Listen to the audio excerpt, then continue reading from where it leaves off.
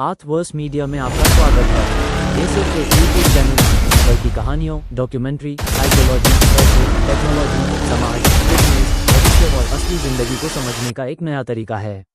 यहाँ आपको मिलेंगे क्लैपबोर्ड मूवी एक्सप्लेनेशन, साइकोलॉजी और human behaviour, money bag finance और economics, Prithvi real world awareness, open book documentaries और hidden stories, fire motivation, survival और प्रैक्टिकल नॉलेज, मुखौटा, Earthverse faces, real India, real personalities. हमारा मकसद सिर्फ एंटरटेनमेंट नहीं, बल्कि ऐसी बिंज वर्थी कंटेंट बनाना है जो आपको दुनिया को एक नए नजरिए से समझने में मदद करे। सब्सक्राइब।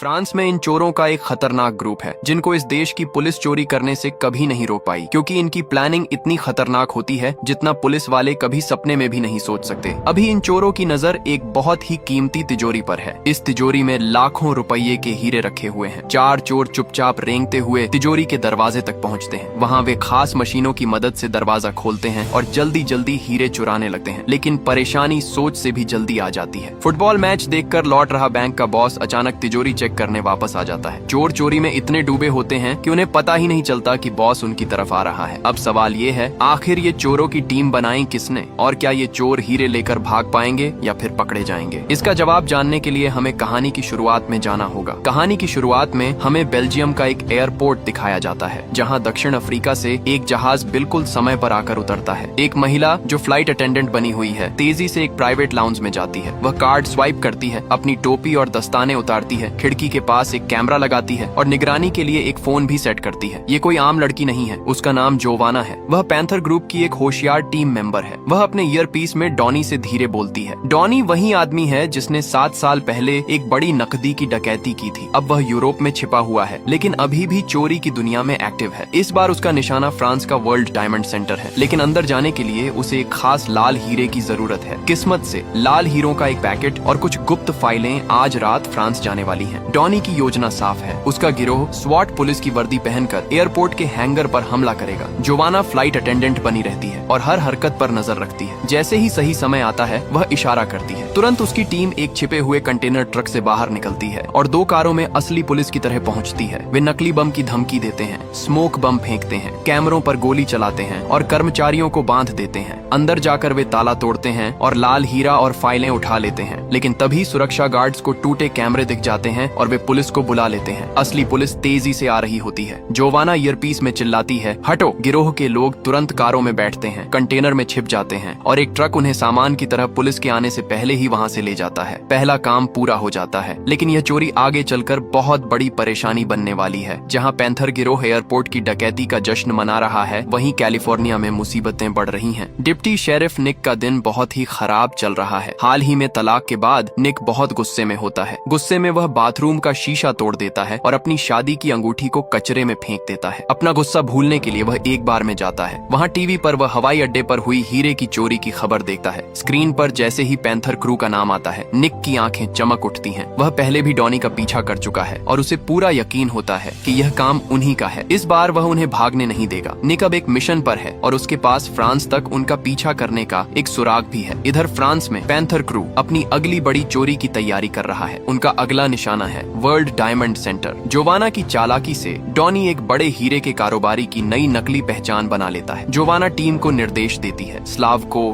डेन, मार्को और वुक को उनके हुनर के हिसाब से काम बांटा जाता है। भीड़ में घुलने के लिए पूरा गिरोह खुद को फेस्टिवल प्रमोटर बताता है, लेकिन असली शो का स्टार डॉनी होता है। जोवाना उसकी मुलाकात तिजोरी मैनेजर की पत्नी चावा से कराती है। चावा ही उसे बैंक के अंदर ले जा सकती है। डॉनी अपनी सच्चाई साबित करने के लिए चुराया हुआ लाल हीरा दिखाता है। चावा उस पर भरोसा कर लेती है और उसे वर्ल्ड डायमंड सेंटर के अंदर ले जाती है। अंदर जाते ही डॉनी की नजर हर चीज पर होती है। हर कोने पर कैमरे लगे हैं, गार्ड लगातार गश्त कर रहे हैं, कहीं भी छुपने की जगह नहीं है। वह धीरे से जोवाना से कहता है, यह जगह एक किले जैसी है। लेकिन उन्हें यह नहीं पता होता कि एक और बड़ा खतरा उनकी तरफ बढ़ रहा है। इटली में झांबा नाम के एक माफिया को पता चलता है कि उसका लाल हीरा बेल्जियम में चोरी हो गया है। ये हीरा उसके बॉस ऑक्टोपस का होता है। झांबा बहुत गुस्से में होता है और उसके आदमी पहले से ही पैंथर गिरोह का पीछा करने लगते हैं। वर्ल्ड डायमंड सेंटर की डकैती की डॉनी की योजना अब साफ होने लगती है। वह चोरी किए गए लाल हीरे को एक वैल्यू करने वाले के पास ले जाता है ताकि उसे जल्दी बेचकर अपने ऑपरेशन के लिए पैसे जुटा सके। लेकिन वहाँ एक्सपर्ट्स को हीरे के अंदर एक छोटी सी ट्रैकिंग चिप मिल जाती है। डॉनी के पेट में डर बैठ जाता है, ये चिप उन्हें सीधे पकड़ा सकती थी। चावा जान जाती है कि हीरा चोरी का है। वह डॉनी को बहुत कम कीमत की पेशकश करती है। वह कहती है, इसे ले लो, नहीं तो मैं सब बता दूंगी। डॉनी गुस्से में बड़बड़ाता है, लेकिन मजबूरी में मान जाता है क्योंकि उसे पैसे भी चाहिए थे। सौदा पूरा होने के बाद डॉनी वापस उस ठिकाने पर चला जाता है जहां गिरोह बैंक का पूरा नक्शा बना रहा होता है। उन्हें अभी भी सुरक्षा के बारे में और जानकारी चाहिए थी, लेकिन सबसे पहले एक सुरक्षित भागने का रास्ता। पैंथर गिरोह की सबसे बड़ी चिंता यह थी कि ऐसा रास्ता मिले जहां कैमरे और नंबर प्लेट स्कैनर न हो। डॉनी, स्लावको और ड्रैगन इटली की सीमा के पास एक घुमावदार पहाड़ी सड़क के पास एक चट्टान पर जाते हैं। वहाँ कोई निगरानी नहीं होती। ये जगह एकदम सही लगती है। डॉनी सुझाव देता है कि वे एक तेज 4 व्हील ड्राइव गाड़ी का इस्तेमाल करें, लेकिन डॉनी को यह बिल्कुल पता नहीं होता कि निक पहले से ही उनका पता लगा चुका है। निक फ्रांस पहुंच जाता है और वहाँ उसकी मुलाकात डिटेक्टिव ह्यूगो से होती है। ह्यूगो एक लोकल पुलिस वाला है जो कई सालों से पैंथर गिरोह का पीछा कर रहा है। दोनों मिलकर गिरोह की पुरानी चालों की बातें करते हैं। वे बताते हैं कि ये लोग पूर्व सैनिक हैं और पूरे यूरोप में इनके साथी फैले हुए हैं। ह्यूगो तिजोरी का फुटेज दिखाता है। निक स्क्रीन पर डॉनी को देख लेता है, लेकिन वह कुछ नहीं कहता। वह अपनी खुशी और जोश को छुपा कर रखता है। उस रात गिरोह के लोग मस्ती करने के लिए एक बार में जाते हैं। वहीं जोवाना एक बैंक गार्ड के साथ छेड़छाड़ करने लगती है। इसी दौरान गलती से वह उसके फोन में एक ऐप इंस्टॉल कर देती है, जिससे उसे उस फोन का रिमोट एक्सेस मिल जाता है। इधर डॉनी घर पहुंचता है और वहाँ उसे एक बिल्कुल अनपेक्षित झटका लगता है। निक पहले से ही उसके घर में मेज पर शांति से बैठा उसका इंतजार कर रहा होता है। डॉनी तुरंत अपनी बंदूक निकाल लेता है, लेकिन निक भी बिना देर किए जवाब देता है। वह कहता है, मुझे हंसी आती है जब लोग दूसरों पर बंदूक तान देते हैं। निक बताता है कि वह अब कंगाल हो चुका है, लगातार पीछा करते करते थक गया है और अब वह खुद इस डकैती में शामिल होना चाहता है। अपनी बात साबित करने के लिए वह अपना बैज दिखाता है और धमकी देता है कि अगर डॉनी ने मना किया तो वह उसे ह्यूगो के हवाले कर देगा। कोई दूसरा रास्ता न देखकर डॉनी मजबूरी में निक को अपने गिरोह से मिलवाने के लिए राजी हो जाता है। हालांकि वह निक पर पूरा भरोसा नहीं कर पाता। इन सब बातों से अनजान झांबा के माफिया आदमी फ्रांस पहुंच चुके होते हैं। वे पहले से ही स्थानीय बदमाशों से डॉनी की फुटेज हासिल कर रहे होते हैं। पैंथर गिरोह अपनी योजना बनाने में लगा होता है, लेकिन निक कुछ न कुछ गड़बड़ करने वाला होता है। डॉनी निक को जोवाना से मिलवाने ले जाता है। जोवाना उसे देखते ही परखने लगती है। वह भौहें चढ़ाकर सवाल करती है कि उनके दल में एक पुलिस वाला क्या कर रहा है। निक अपना इंटरपोल बैज दिखाता है, लेकिन इससे माहौल और ज्यादा तना हुआ हो जाता है। फिर भी जोवाना को इसमें एक मौका दिखाई देता है। वह टीम को बताती है कि यही आदमी तिजोरी के अंदर जाने का उनका रास्ता हो सकता है। बाकी लोग बड़बड़ाते हैं कि पुलिस वाले उनके जैसे नहीं होते, लेकिन फैसला जोवाना का होता है। अब निक उनके साथ होता है। इस बात की खुशी में वे सब एक क्लब में जाते हैं, लेकिन रात धीरे धीरे बेकाबू हो जाती है। निक जोवाना के साथ छेड़छाड़ करने लगता है, जिससे उसका पूर्व प्रेमी मार्को भड़क जाता है। मार्को गुस्से में वुक एक मुक्का मार देता है और क्लब में जबरदस्त झगड़ा शुरू हो जाता है। बाउंसर उन्हें बाहर निकाल देते हैं और पुलिस भी वहां पहुंच जाती है। पुलिस खास तौर पर निक पर नजर रखे हुए होती है। निक बातों में उन्हें फंसाकर खुद को बचा लेता है, लेकिन अब गिरोह का भरोसा डगमगा चुका होता है। बाद में जब डॉनी और निक घर लौट रहे होते हैं, तभी एक कार तेजी से आकर रुकती है। कुछ लोग बाहर निकलते हैं, उन्हें पकड़ते हैं और जबरदस्ती कार के अंदर फेंक देते हैं। अगली सुबह डॉनी और निक एक नाव पर होश में आते हैं। नाव समुद्र के बीचों बीच होती है। दोनों के सिर पर हुड चढ़े होते हैं। तभी उनके सामने माफिया सरगना झांबा आकर खड़ा हो जाता है। उसकी आंखें ठंडी और खतरनाक होती हैं। वह गुर्राकर कहता है, तुमने मेरा लाल हीरा चुरा लिया है, इसे वापस करो वरना तुम्हें खा जाऊंगा। अपनी बात साबित करने के लिए उसके आदमी डॉनी और निक को सीधे समुद्र में धक्का दे देते हैं। चारों तरफ पानी ही पानी होता है। दूर दूर तक कोई नाव नजर नहीं आती। काफी देर तक हाँफते हुए वे तैरकर किसी तरह किनारे तक पहुँचते हैं। दोनों थके हुए और डरे हुए होते हैं। डॉनी हाँफते हुए निक की तरफ देखता है और कहता है, मुझे नहीं पता था कि यह उसका हीरा है। निक अब पूरी तरह से तंग आ चुका था और इस गिरोह से बाहर निकलना चाहता था। माफिया बहुत ज्यादा खतरनाक था, लेकिन डॉनी ने मीठी बातें करके उसे फिर से रोक लिया। डॉनी ने कहा, हमें तिजोरी के लिए तुम्हारी जरूरत है। निक मान तो गया, लेकिन उसका मन पूरी तरह से नहीं लगा था। उन्हें यह बिल्कुल नहीं पता था कि क्लब में हुई लड़ाई के बाद गुस्से में आकर मार्को और वुक ने पैंथर गिरोह छोड़ दिया था। दोनों एक दूसरे गिरोह टाइगर्स में शामिल हो गए थे और बदला लेने की योजना बना रहे थे। अपने गुप्त ठिकाने में जोवाना ने निक की आंखों पर पट्टी बांध दी और उसे पूरी योजना दिखाने लगी। सब कुछ गुप्त रखने के लिए वर्ल्ड डायमंड सेंटर में 127 कैमरे हर 10 सेकंड में चालू होते थे। इसका मतलब था कि किसी भी समय 117 कैमरे बंद रहते थे। कोई रिकॉर्डिंग नहीं नहीं होती थी, सिर्फ लाइव फीड चलता था। यह अंधेरे रास्तों से चुपके से निकलने के लिए एकदम सही था, लेकिन तिजोरी का प्रतिबंधित इलाका एक बड़ी समस्या था। वहाँ सिर्फ अधिकृत लोग ही जा सकते थे। निक अपनी पुलिस की पृष्ठभूमि के कारण उनका सबसे अहम आदमी बन गया। डॉनी उसे फिर से चावा से मिलवाने ले गया। इस बार डॉनी ने निक को अपना बॉडीगार्ड बताया और उसका रिज्यूमे दिखाया। चावा को इस पर भरोसा हो गया। उसने डॉनी के सामान के लिए तिजोरी में जाने का समय तय कर दिया। डॉनी ने आखिरकार चावा को एक तिजोरी बॉक्स किराए पर देने के लिए मना लिया। उसने कहा कि उसके पास हीरे आने वाले हैं। चावा मान गई और सामान रखने की तारीख तय कर दी। तैयारी के लिए जोवाना ने निक को एक स्टाइलिश जैकेट दी। उस जैकेट में छिपे हुए कैमरे लगे हुए थे ताकि तिजोरी का पूरा लेआउट रिकॉर्ड किया जा सके। अगले दिन निक डॉनी का बॉडीगार्ड बनकर चावा के साथ वर्ल्ड डायमंड सेंटर की तिजोरी में गया। कमरे को देखते ही उसका दिल तेज तेज धड़कने लगा। स्टील के भारी दरवाजे, हाई टेक ताले और एक ऐसा कैमरा जो बाकी कैमरों की तरह काम नहीं करता था। जैसे ही उसने कैमरा अपनी जैकेट में सेट किया, उसकी नजर लाल हीरे के बॉक्स पर पड़ी। उसने खुद को शांत रखा, चावा को धन्यवाद कहा और बिना कोई शक पैदा किए वहाँ से निकल गया। ठिकाने पर वापस आकर उसने सारी जानकारी डॉनी के साथ शेयर की। डॉनी मुस्कुराया और बोला, हम बहुत करीब हैं। वह कहता है, ये बाईं तरफ है, दूसरी लाइन में ऊपर से 5वां। मैंने पत्थर देख लिया है। इसके बाद गिरोह बैंक की सुरक्षा को चकमा देने के लिए औजार बनाने में लग गया। उन्होंने डॉनी के लिए बैंक मैनेजर का एक बेहद असली जैसा मास्क 3D प्रिंट किया। इससे चेहरे को स्कैन करने वाला सिस्टम धोखा खा जाता। उन्होंने इंफ्रारेड सेंसर को बंद करने के लिए एक खास स्प्रे भी बनाया। उसके पास से गुजरने पर कोई अलार्म नहीं बजता था। निक ने इसका इस्तेमाल करना सीख लिया। बाद में वह चुपके से फिर से बैंक में घुस गया। वह दिखावा करता है कि डॉनी को तिजोरी में जाना है। जब कोई नहीं देख रहा होता तो वह गलियारे के कैमरे पर स्प्रे कर देता है। इससे कैमरे के सेंसर बंद हो जाते हैं। गार्ड को कुछ भी पता नहीं चलता। इसी बीच जोवाना पास की एक इमारत में बैठी होती है, बैंक के लाइव कैमरा फीड को हैक करने के लिए तैयार। गिरोह ने एक पोर्श कार को भी मॉडिफाई किया। उसे सफेद रंग से रंगा गया ताकि रंग जल्दी बदला जा सके। अब डकैती की रात आ जाती है। पूरा शहर एक बड़े फुटबॉल मैच में डूबा हुआ होता है। वर्ल्ड डायमंड सेंटर के गार्ड टीवी पर मैच देकर जयकारे लगा रहे होते हैं। वे पूरी तरह से ध्यान भटका लेते हैं। यही पैंथर क्रू का परफेक्ट मौका होता है। जोवाना पास की इमारत में तैनात होती है। उसकी नजर बैंक के लाइव कैमरा फीड पर होती है। टीम पास के एक पार्किंग एरिया में इकट्ठा होती है। डॉनी बैंक मैनेजर का 3D प्रिंट किया हुआ मास्क पहन लेता है। वह बिना किसी परेशानी के एंट्री गेट के फेस स्कैनर से निकल जाता है। उनकी कार की हेडलाइट्स चमकती हैं, जिससे एक जरूरी कैमरा 10 सेकंड के लिए चौंधिया जाता है। यही समय काफी होता है बिना किसी का ध्यान खींचे अंदर घुसने के लिए। क्रू तेजी से आगे बढ़ता है। वे एक बंद सीढ़ी वाले दरवाजे को तोड़ते हैं और ऊपर छत पर पहुंच जाते हैं। एक लोहे की रॉड की मदद से वे बैंक की छत तक पहुंचने का रास्ता बनाते हैं। एक एक करके सब आगे बढ़ते हैं। जोवाना उन्हें कैमरों के बीच सही टाइम बता रही होती है। वह ईयरपीस में धीरे से बोलती है, रुको, ब्लैकआउट का इंतजार करो। सब वहीं रुक जाते हैं। फिर जैसे ही सही टाइम आता है, वे दोबारा चल पड़ते हैं और लाइव कैमरा फीड से बच जाते हैं। अंदर पहुंचकर वे लिफ्ट का रास्ता खोलते हैं और रस्सियों के सहारे सीधे तिजोरी वाले फ्लोर तक नीचे उतर जाते हैं। कैमरे का लूप सिर्फ 10 सेकंड का था और हर सेकंड बहुत जरूरी था। वे एक खास ढाल के पीछे लाइन में चलते हैं ताकि गलियारे में कोई उन्हें देख ना पाए। एक गार्ड उधर देखता है, लेकिन उसे कुछ नहीं दिखता। उसका ध्यान वापस फुटबॉल मैच पर चला जाता है। तिजोरी तक पहुंचकर वे बाहर वाले ताले को आसानी से तोड़ देते हैं। फिर बिना आवाज करने वाले हाईटेक टूल्स से अंदर का मुख्य दरवाजा भी खोल देते हैं। डॉनी और निक लाल हीरे वाले ऑक्टोपस बॉक्स को ढूंढ रहे होते हैं, लेकिन एक के बाद एक बॉक्स खाली निकलते हैं। जैसे जैसे और तिजोरियां खुलती हैं, उनकी परेशानी बढ़ती जाती है और हीरे जमीन पर गिरने लगते हैं। उधर बैंक मैनेजर अपनी टीम के हारने से परेशान होकर तिजोरी चेक करने का फैसला करता है। जोवाना उसे लाइव फीड में देख लेती है और तुरंत बोलती है, हाउसकीपर घर पर है, अभी निकलो। डॉनी आखिरी बार खोज करता है और तभी उसे ढेर में चमकता हुआ लाल हीरा दिख जाता है। टीम जल्दी से बैग भरती है और भागती है। जैसे ही मैनेजर पास आता है, वे लिफ्ट में घुस जाते हैं। मैनेजर तिजोरी के दरवाजे पर फिंगरप्रिंट लगाता है। दरवाजा नहीं खुलता, लेकिन उसे कुछ शक नहीं होता। वह अपनी ऑफिस की चाबी लेने चला जाता है। पैंथर क्रू लिफ्ट के शाफ्ट में रस्सियों से लटके रहते हैं। सबकी धड़कन तेज होती है। जब मैनेजर चला जाता है, तब वे ऊपर चढ़ना शुरू करते हैं। एक आदमी भारी बैग खींच रहा होता है। जोवाना ईयरपीस में बोलती है, जल्दी करो, कैमरे ऑन हो रहे हैं। जगह बदलने के लिए 3 सेकंड। बैग क्लियर है? क्लियर। वे छत पर पहुंचते हैं और फिसलते हुए लोहे की रॉड से अगली इमारत की तरफ जाते हैं। लेकिन जैसे ही निक सबसे आखिर में होता है, रॉड टूट जाती है और जोर की आवाज के साथ नीचे सड़क पर गिर जाती है। एक गार्ड मुड़कर देखता है। मॉनिटर पर कुछ अजीब दिखता है और सारे गार्ड अलर्ट हो जाते हैं। निक अपना बैग स्लावको की तरफ फेंक देता है और वापस बैंक की छत पर दौड़ जाता है। वह अंधेरे में छिप जाता है। जैसे ही कदमों की आवाज पास आती है, वह तेजी से नीचे की ओर भागता है। गार्ड छत पर ढूंढते हैं, लेकिन उन्हें कुछ नहीं मिलता। निक हर दरवाजा ट्राई करता है, सब बंद होते हैं। आखिरकार वह दूसरी मंजिल पर पहुंचता है। एक गार्ड उसे देख लेता है और बंदूक निकालता है। निक पहले गोली चलाता है क्योंकि उसे पता होता है कि गार्ड की जैकेट गोली रोक लेगी। गोली की आवाज गूंजती है और पूरे बैंक में अलार्म बजने लगते हैं। निक पीछे वाले दरवाजे से बाहर निकलता है और सीधे खड़ी कार की छत पर कूदता है। तभी पोर्श कार आकर रुकती है। टीम उसे अंदर खींच लेती है और गाड़ी तेजी से भगा देती है। बैंक के कैमरे उनकी नंबर प्लेट रिकॉर्ड कर लेते हैं, लेकिन गिरोह पहले से तैयार था। कुछ ब्लॉक दूर वे एक खाली पार्किंग में रुकते हैं। कार का सफेद रंग उतार देते हैं, नीचे नया रंग दिखने लगता है और सेकंडों में नंबर प्लेट बदल दी जाती है। जोवाना लूट का सामान एक अलग वैन में लेकर सुरक्षित जगह की ओर निकल जाती है। बैंक में मैनेजर और गार्ड आखिरकार खाली तिजोरी देखते हैं और हैरान रह जाते हैं। गिरोह अलग अलग होकर उस पहाड़ी सड़क से इटली की सीमा की ओर भागता है, जहाँ कोई कैमरा नहीं था। डॉनी पहले ही इस रास्ते की रेकी कर चुका था, लेकिन खतरा अभी खत्म नहीं हुआ था। रियर मिरर में 2 कारें दिखती हैं। डॉनी बोलता है, पीछे नजर रखो, ये पुलिस की लाइट नहीं है और ये हमारे दोस्त भी नहीं है। ये टाइगर्स बदला लेने आए थे। रात में गोलियों की आवाज गूंजने लगी। पैंथर्स ने अपने हथियार कसकर पकड़ लिए और लड़ाई के लिए तैयार हो गए। पैंथर गिरोह की कार टेढ़ी मेढ़ी पहाड़ी सड़क पर तेजी से भाग रही थी। टायरों की आवाज निकल रही थी क्योंकि डॉनी गोलियों से बचने के लिए गाड़ी को इधर उधर मोड़ रहा था। मार्को और वुके जो टाइगर्स को लीड कर रहे थे 2 कारों से लगातार गोलियां चला रहे थे और पैंथर्स के पीछे लगे हुए थे। निक और स्लावको ने भी जवाब में फायरिंग शुरू कर दी। चारों तरफ कांच टूटकर बिखरने लगा। तभी निक के कंधे में गोली लग गई। वह दर्द से कराह उठा, लेकिन फिर भी फायरिंग करता रहा। डॉनी ने अचानक कार घुमाई और गाड़ी को पीछे की तरफ चलाने लगा ताकि उसके साथ ही सही निशाना लगा सके। गोलियां अंधेरी सुरंग से होती हुई एक पुल के ऊपर से निकल रही थीं। निक ने एकदम सही निशाना लगाया। एक टाइगर की कार चट्टान से नीचे गिर गई और आग में जलने लगी, लेकिन दूसरी कार अब भी पीछा कर रही थी और पैंथर्स का गोला बारूद खत्म हो चुका था। टाइगर्स और पास आ गए। उनकी गोलियां पोर्श के टायरों को चीरती हुई निकलने लगी। डॉनी ने गाड़ी का कंट्रोल खो दिया और जोरदार आवाज के साथ कार पहाड़ से टकरा गई। मार्को और वुके बंदूकें ताने बाहर कूदे, सब खत्म करने के लिए तैयार। निक, डॉनी और स्लावको ने अपने हाथ ऊपर उठा दिए। उनके पास अब कोई रास्ता नहीं था, लेकिन जैसे ही टाइगर्स गोली चलाने वाले थे, पीछे से अचानक गोलियों की आवाज आई। मार्को और वुके वहीं गिर पड़े और मारे गए। पैंथर्स पलट कर देखते हैं। अंधेरे से ऑक्टोपस के माफिया लोग बाहर आ रहे थे। डॉनी ने लाल हीरा उन्हें सौंप दिया।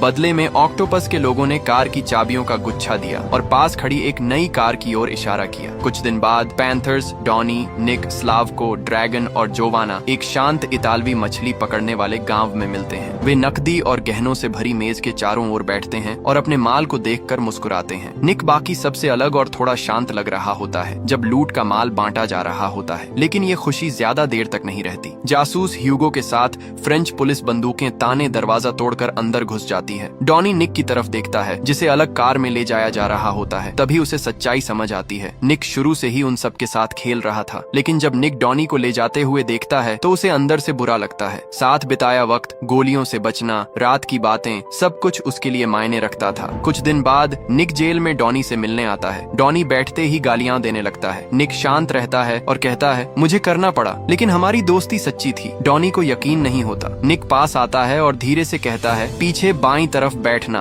और बिना कुछ बताए चला जाता है। उधर माफिया बॉस झांबा नाई की दुकान में अखबार पढ़ रहा होता है और उसमें डॉनी की गिरफ्तारी देखता है। वह तुरंत फोन करता है। डॉनी अपनी सेल में वापस आ चुका होता है और उसे दूसरी जगह ले जाने की तैयारी हो रही होती है। वह सोच रहा होता है कि निक की बात का मतलब क्या था। पैंथर्स जेल में बंद थे, लूटा हुआ माल गायब था, लेकिन कुछ बड़ा होने वाला था। जैसे ही काफिला एक शांत हाईवे पर आगे बढ़ता है, डॉनी को निक के शब्द याद आते हैं और वह पीछे बाईं सीट पर बैठ जाता है। अचानक 2 हेलीकॉप्टर नीचे उतरते हैं और सड़क बंद कर देते हैं। नकाब पोश लोग बाहर कूदते हैं, गार्ड्स को काबू में करते हैं और डॉनी की जंजीरें काट देते हैं। वे डॉनी को हेलीकॉप्टर में बैठाते हैं और उसे सार्डिनिया के एक आलीशान बंगले में ले जाते हैं। वहाँ ऑक्टोपस लाल हीरे के असली खरीदार के साथ पहले से इंतजार कर रहा होता है। वे नाराज नहीं थे, बल्कि डॉनी से काफी प्रभावित थे, क्योंकि डॉनी की 2 हिम्मत वाली डकैतियों ने साबित कर दिया था कि वह कोई आम आदमी नहीं, बल्कि एक मास्टरमाइंड चोर था। उसे जेल भेजने के बजाय उन्होंने उसे अपने साथ काम करने का ऑफर दे दिया। डॉनी ने एक बियर उठाई और अगले काम के बारे में पूछा। फिर डॉनी हाँ बोलते हुए सिर हिला देता है। अब जेल उसका भविष्य नहीं थी। उधर फ्रांस में निक को डॉनी का एक मैसेज मिला। मैसेज पढ़कर वह मुस्कुरा दिया। उसे पता चल गया था कि डॉनी बाहर निकल चुका है। निक समुद्र के किनारे वाली सड़क पर गाड़ी चलाते हुए हंस रहा था। पैंथर्स अब आजाद थे। शायद ऑक्टोपस के गिरोह ने उन्हें छुड़ा लिया था। निक के डबल गेम ने गिरोह को तोड़ दिया था, लेकिन डॉनी का बच निकलना यह दिखा रहा था कि कहानी अभी खत्म नहीं हुई है। खेल अभी भी जारी था। इसी के साथ इस कहानी का यहीं पर एंड हो जाता है। हमने इसका पहला पार्ट भी एक्सप्लेन किया है, आप चाहो तो देख सकते हो। अगर आपको वीडियो पसंद आई है तो लाइक, कमेंट एंड सब्सक्राइब करना ना भूले। मिलते हैं ऐसी ही दमदार और रोमांच से भरी हुई नेक्स्ट मूवी में।